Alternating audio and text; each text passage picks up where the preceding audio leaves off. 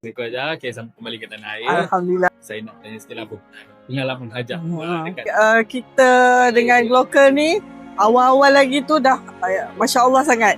Daripada sampai ke KLIA sampai ke Jeddah, semua ada petugas yang uruskan kita.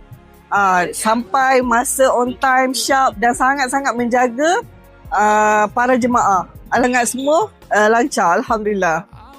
Okay, jap. Boleh tak saya share sikit lah pengalaman yang sepanjang aja mengerjakan haji sama yang tak boleh lupakan.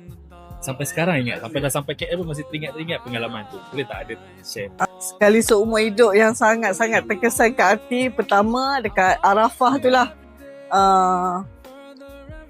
Alhamdulillah sangat smooth dekat Arafah. Yang orang cakap macam-macam pasal toilet, pasal apa.